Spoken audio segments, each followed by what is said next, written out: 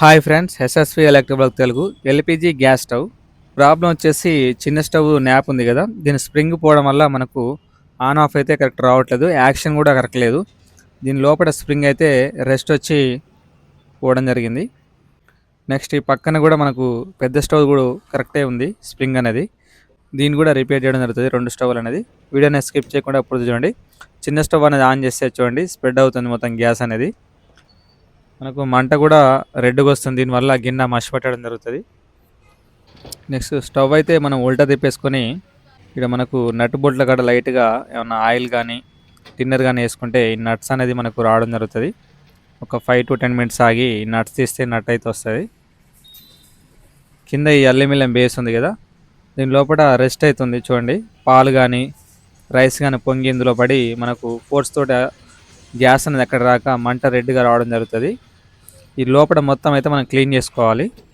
చూడండి దాని లోపల మనకు నల్లగా పాల పొంగ కానీ లేకపోతే రైస్ పొంగిన ఏమైనా పొంగిన అందులో పడి చూడండి ఈ డస్ట్ ఉండడం వల్ల మనకు ఫ్లేమ్ కూడా చాలా వరకు తక్కువ వస్తుంది.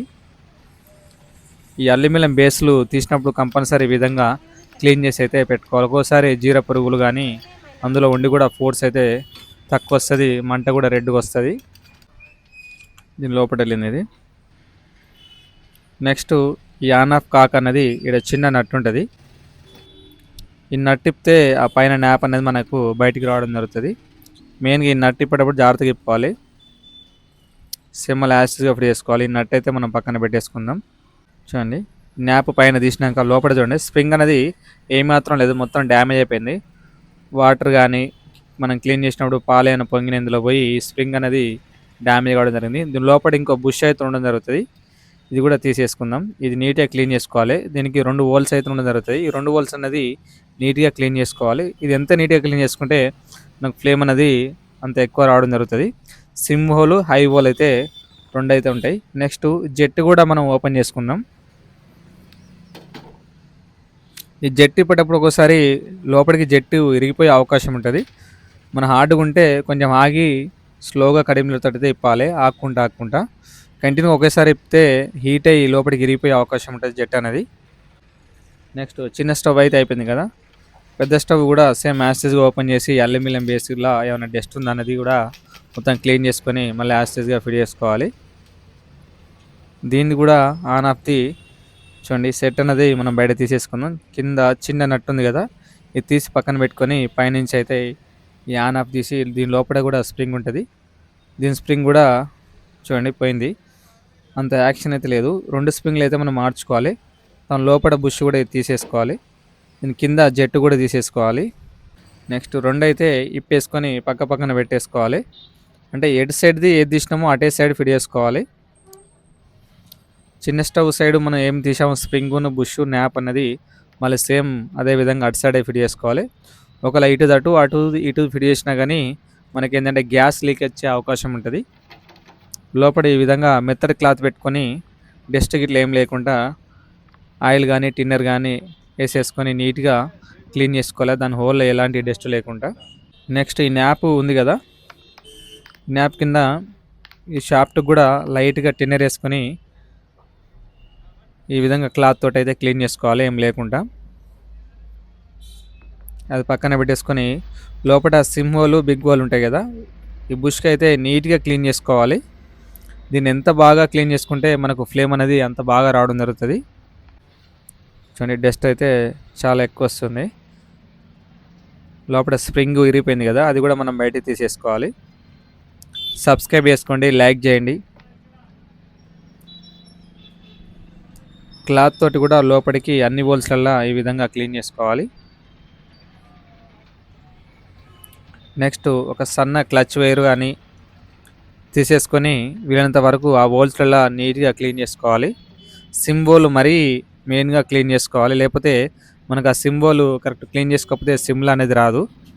పెద్దవాళ్ళు కూడా నీట్గా క్లీన్ చేసుకోవాలి.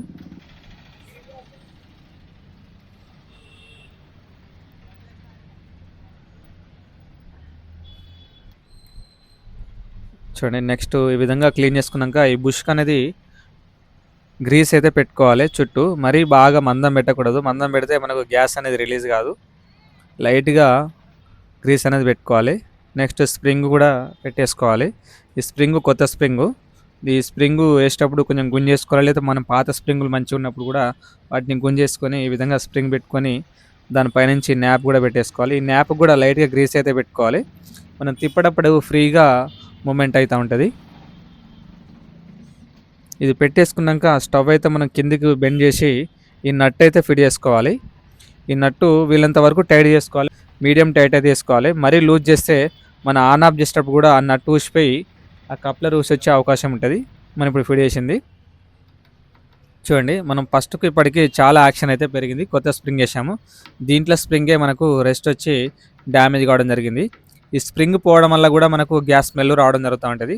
ఈ స్ప్రింగ్స్ యాక్షన్ కరెక్ట్ లేకపోతే ఈ స్ప్రింగ్ల వల్ల కూడా మనకు స్మెల్ వస్తూ ఉంటుంది, స్ప్రింగ్ యాక్షన్ కరెక్ట్ లేకపోవడం వల్ల. నెక్స్ట్ పక్కన కూడా ఉంది కదా ఇంకో స్టవ్, పెద్ద స్టవ్. దాన్ని కూడా యాస్టిస్గా ఈ స్టవ్ ఏ విధంగా క్లీన్ చేసామో అదే విధంగా ఈ స్టవ్ కూడా బుష్ను, న్యాపు, కప్లరు, స్ప్రింగ్ అనేది సేమ్ యాస్టిస్గా ఫిట్ చేసుకోవాలి. మన ఈ స్టవ్లు వాడేటప్పుడు మెయిన్గా వచ్చేసి పాలు టీ పొంగకుండా మెయిన్గా చూసుకుంటే మనకు స్టవ్ కూడా పెద్ద ప్రాబ్లమే రాదు. ఇలా పొంగినా ఎప్పటికప్పుడు క్లీన్ చేసుకోవాలి. బుష్ పెట్టేసుకొని స్ప్రింగ్ పెట్టుకొని కప్లర్ పెట్టుకొని ఫిట్ చేసుకోవాలి. సేమ్ కనబడుతుంది కదా. ఈ కటింగ్ ఎటు వస్తుందో చూసుకొని స్ప్రింగ్ పెట్టుకొని ఆ న్యాప్ కూడా అటే హోల్ వచ్చేటట్టు చూసుకొని కింద నుంచి నట్ అయితే పెట్టుకొని ఫిట్ చేసుకోవాలి. ఫిట్టింగ్ అయిపోయాక ఈ న్యాప్స్ అనేది స్ప్రింగ్ యాక్షన్ కరెక్ట్ ఉందా లేదా అనేది ఈ విధంగా ఒకసారి చెక్ చేసుకొని 2 పైలకైతే జెట్లు అయితే కింద ఫిట్ చేసుకోవాలి. చిన్నది వచ్చేసి 55, పెద్దది వచ్చేసి 77 అయితే జెట్ వేసుకోవాలి. కొంచెం ఫ్లేమ్ అనేది ఎక్కువ కావాలంటే చిన్నది 65, పెద్దది 85 అయితే జెట్ కూడా కొంచెం పెంచుకోవచ్చు. అంతకంటే ఎక్కువ వేసుకుంటే గిన్నె మష్ రావడం జరుగుతుంది. ఈ విధంగా ఒకసారి చెక్ చేసుకొని మళ్ళీ లాస్ట్గా అయితే మనం ఫిట్ చేసుకోవాలి. చూడండి 2 వైపులా చెక్ చేసుకోవాలి. చెక్ చేసుకున్నప్పుడు కొంచెం జాగ్రత్తగా చూసుకొని చెక్ చేసుకోవాలి. మనకి టేప్ ఉంది కదా, ఈ టేప్ అనేది కడిగేసుకొని మళ్ళీ ఇక్కడ క్లాంప్ అయితే వేసుకోవాలి. ఎప్పుడైనా గ్యాస్ పైప్లోకి ఈ విధంగా టేప్ అయితే వేయకూడదు. టేప్ వేస్తే మనకు గ్యాస్ ఎక్కడి నుంచి లీక్ అవుతుంది అన్నది కూడా అర్థం కాదు. వీనంత వరకు ఇది కట్ చేసుకొని ఈ పైప్ అయితే తీసి ఇది కట్ చేసి మళ్ళీ కొత్తగా అయితే ఎక్కడం జరుగుతుంది. చూడండి ఈ పైప్ తీసేటప్పుడు మనం ఒకసారి పాత పైప్ తీసేటప్పుడు కొంచెం మెల్టింగ్ అటు ఇటు చేసుకుంటా కడిమినెట్ తోటి అటు ఇటు ఫ్రెష్ చేసి గుంజితే రావడం జరుగుతుంది. లేకపోతే హీట్ వాటరు పోసినా కానీ మనకు పైప్ అయితే రావడం జరుగుతుంది. చూడండి ఎక్స్ట్రా ఉన్న పైపు కరెక్ట్ ఫిక్స్ కాలేదు కాబట్టి పైప్ అయితే కట్ చేసాము. మళ్ళీ పైపు మనం ఎక్కించుకునేటప్పుడు కటిమినెట్ తోటి పైప్ అనేది చుట్టూ ఈ విధంగా ప్రెస్సింగ్ చేసినాం అనుకో ఇది స్టవ్కి అనేది ఫ్రీగా ఎక్కుతుంది. మళ్ళీ ఎక్కించేటప్పుడు స్టవ్కి ఎక్కించే కాడ ఈ విధంగా గ్రీస్ అయితే పెట్టుకోవాలి. మనం ఎక్కించేటప్పుడు మధ్యలో గ్యాప్ లేకుండా చేయాలి. ఒకటేసారి ప్రెస్సింగ్ చేస్తే ఫ్రీగా లోపలికి ప్రెస్ అయిపోద్ది. దానిపైనుంచి క్లాంప్ అయితే కంపల్సరీ ఫిట్ చేసుకోవాలి. స్టవ్ కాడ క్లాంప్ ఫిట్ చేసుకుంటే ఏంటంటే స్టవ్ మనం కడిగేటప్పుడు కానీ అటు ఇటు జరిపేటప్పుడు ఇక్కడ పైప్ అయితే వెడల్పు కావడం జరుగుతుంది. అందు విధంగా మనం కంపల్సరీ స్టవ్ దగ్గరనే క్లాంప్ అయితే ఫిట్ చేసుకోవాలి. నెక్స్ట్ పెద్ద స్టవ్, చిన్న స్టవ్, అల్యూమినియం బేస్ అయితే ఈ విధంగా ఫిట్ చేసేసుకున్నాం కదా. ఫిట్ చేసుకొని స్టవ్ అయితే మళ్ళీ ఒకసారి చెక్ చేసుకుందాం. చూడండి ఈ లోపల పైప్ అల్యూమినియం పైపులో ఎలాంటి డస్ట్ కానీ పొంగినాయి కానీ ఏమైనా పురుగులు లేకుండా చూసుకొని యాస్టిస్గా మళ్ళీ వీలంత వరకు టైట్ చేసుకోవాలి. ఈ పైన టాప్స్ పెట్టుకున్నప్పుడు మనం ఈ వీడియోలో చూపెట్టినట్టుగా ఈ విధంగా టాప్ని ఈ విధంగా అంటే మనకు సైడ్కి అనేది మంట రాదు. మీరు ఈ టాప్స్ తీసి పక్క పెట్టి క్లీన్ చేసి మళ్ళీ పెట్టేటప్పుడు ఈ పైన ఏమైనా గ్యాప్ అనేది ఉంటే కట్ అయిపోయి మీకు సైడ్కి మంట రాకుండా ఉంటుంది. చూడండి మనం ఒకసారి చిన్నది ఆన్ చేస్తే మంట అయితే చాలా వరకు బ్లూ మంట రావడం జరుగుతుంది. ఒకసారి పెద్దది కూడా ఆన్ చేసి చూసుకుందాం. పెద్దది కూడా కొత్త ఈ టాప్ సెట్లు కొనుక్కున్నప్పుడు కూడా ఈ అల్యూమినియం పైన బేస్ సెట్ పైన పెట్టి ఈ విధంగా కటింగ్ పెట్టుకుంటే మనకు సైడ్కి మంట అనేది రాదు. పాతవి కానీ కొత్తవి కానీ పెట్టుకునేటప్పుడు సరే ఈ 2 కూడా ఆన్ చేసి చూపెడతాం మీకు. చూడండి 2 అయితే చాలా బాగా వస్తున్నాయి. ఒకసారి సిమ్లో కూడా ఆన్ చేస్తా. చూసి 2 సిమ్లా చూడండి 2 సిమ్లు వస్తున్నాయి. సిమ్లా మెయిన్గా వచ్చేటట్టు చూసుకోవాలి. చూడండి ఇంకా 2 స్టవ్లు అయితే మనకు సిమ్లో రావడం జరుగుతుంది. ఈ విధంగా స్టవ్ అయితే మనం క్లీన్ చేసి ఎక్కడం జరిగింది.